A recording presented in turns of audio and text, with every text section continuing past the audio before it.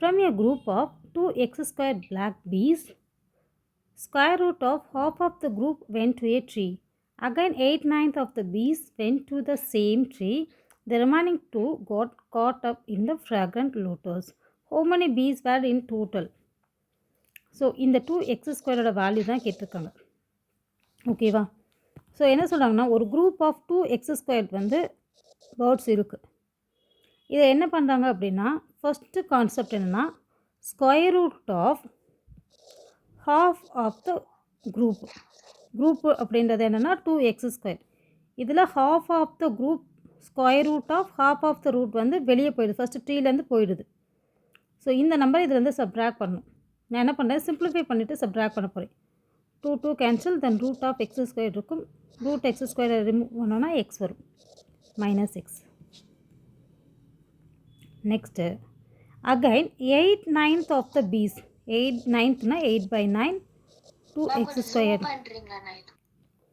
8/9. So இதை solve பண்ணோம் அப்படின்னா 2 18s are 16 -16/9x square. So இப்போ இந்த பீஸ் எல்லாம் போயிடுச்சு அப்படின்னா த ரிமைனிங் 2 காட்.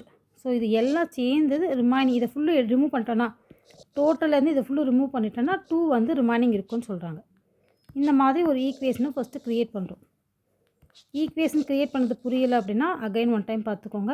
ஸோ டோட்டலாக 2x ஸ்கொயர் இருக்குது. ஃபஸ்ட்டு ஒன் வந்து இந்த ஸ்கொயர் ரூட் ஆஃப் கான்செப்ட் சொன்னோம்ல, அந்த பீஸை ஃபஸ்ட்டு ரிமூவ் பண்ணுறோம். தென் அதுக்கு அடுத்து உள்ளது 8/9 அந்த பீஸை ரிமூவ் பண்ணுறோம். நெக்ஸ்ட்டு அதுக்கப்புறம் ரிமைனிங் இது எல்லாத்தையும் ரிமூவ் பண்ணிவிட்டால் ரிமைனிங் என்ன இருக்கும், 2 இருக்கும். ஸோ இதை தான் நம்ம இங்கே ஃபில் பண்ணியிருக்கோம். இவ்வளோ தான். இதுதான் ஃபஸ்ட்டு இம்பார்ட்டன்ட், எப்படி ஒரு ஈக்குவேஷனை க்ரியேட் பண்ணணும் அப்படின்றது. ஆல்ரெடி இந்த கொஸ்டின் உங்களுக்கு ரிப்பீட்டடாகவே சேமாக வருன்றதுனால இதை நீங்கள் ஃபஸ்ட்டு சின்னதாக ஞாபகம் வச்சுட்டா கூட போதும். இதை ஈஸியாக எழுதிக்கலாம். எழுதிட்டு இதுக்கப்புறம் சால்வ் பண்ணுறதை நீங்கள் சால்வ் பண்ணணும். இப்போ இதுவும் எக்ஸ் ஸ்கொயர், இது எக்ஸ் ஸ்கொயர், இங்கே வந்து எக்ஸ் இருக்குது. ஸோ அதனால் நம்ம எல்சிஎம் வந்து இதுக்கு மட்டும் ஃபஸ்ட்டு எடுத்துக்கலாம், இல்லாட்டி எல்லா நம்பருக்கும் எல்சிஎம் எடுத்துக்கலாம். 2 9s are 18x square -9x -16x square. இந்த டினாமினேட்டர் 9 ஈக்குவல் டு 2. தென் 18லேருந்து 16 சப்ட்ராக்ட் பண்ணால் 2x square -9x equal to இந்த 9 டினாமினேட்டர் 2 நியூமரேட்டர் போச்சு அப்படின்னா 18 மாறும்.